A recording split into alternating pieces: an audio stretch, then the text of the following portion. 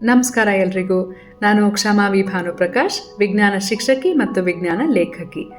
ಇಲ್ಲಿ ಈ ವಿಡಿಯೋ ಮುಖಾಂತರ ನಿಮ್ಮೆದುರಿಗೆ ಯಾಕೆ ಬಂದಿದ್ದೀನಿ ಗೊತ್ತಾ? ಕಾನನ ಅನ್ನೋ ಈ ಮಾಸಪತ್ರಿಕೆಯ ಬಗ್ಗೆ ಮತ್ತು ಕಾನನ ಸಿರಿ ವಾರ್ಷಿಕ ಲೇಖನ ಸ್ಪರ್ಧೆಯ ಬಗ್ಗೆ ಮಾಹಿತಿ ಹಂಚಿಕೊಳ್ಳೋಕೆ. ಕಾನನ ಅನ್ನೋ ಈ ಮಾಸಪತ್ರಿಕೆ ಅಂದರೆ ಅಂತರ್ಜಾಲದಲ್ಲಿ ಮಾತ್ರ ಲಭ್ಯವಿರುವ ಮಾಸಪತ್ರಿಕೆಯನ್ನು ವೈಲ್ಡ್ ಲೈಫ್ ಕಾನ್ಸರ್ವೇಷನ್ ಗ್ರೂಪ್ನವರು 15 ವರ್ಷಗಳಿಗೂ ಹೆಚ್ಚು ಕಾಲ ನಡೆಸ್ತಾ ಬಂದಿದ್ದಾರೆ. ಈ ಮಾಸಪತ್ರಿಕೆಯ ವಿಶೇಷ ಏನಂದರೆ, ಇದು ಪರಿಸರದ ಬಗ್ಗೆ ಮತ್ತು ವನ್ಯಜೀವಿ ಸಂರಕ್ಷಣೆಯ ಬಗ್ಗೆ ಹೀಗೆ ಅನೇಕ ಅತಿ ಉಪಯುಕ್ತ ವಿಚಾರಗಳ ಬಗ್ಗೆ ಆಸಕ್ತಿಕರವಾದ ಲೇಖನಗಳನ್ನು ಪ್ರಕಟಿಸ್ತಾ ಬಂದಿದೆ. ಇಲ್ಲಿ ನಿಮಗೆ ಬರೀ ಪ್ರಸಿದ್ಧ ಲೇಖಕರ ಲೇಖನಗಳು ಮಾತ್ರ ಸಿಗೋದಿಲ್ಲ, ಉದಯೋನ್ಮುಖ ಪ್ರತಿಭೆಗಳ ಅನುಭವ ಕಥನ ಕೂಡ ಇಲ್ಲಿ ನಿಮಗೆ ಲಭ್ಯ ಆಗುತ್ತೆ.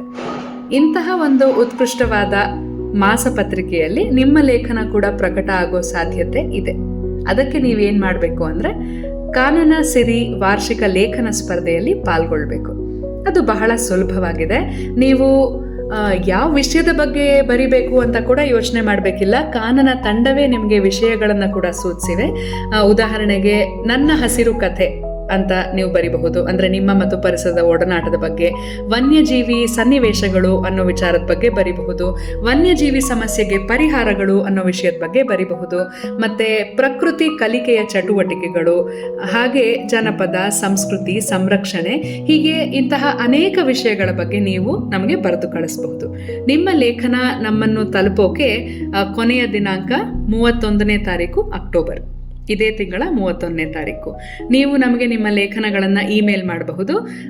ನೀವು ಇಮೇಲ್ ಕಳುಹಿಸಬೇಕಾದ ವಿಳಾಸ kanana.mag@gmail.com, ಅಂದರೆ KAANANA.MAG@gmail.com.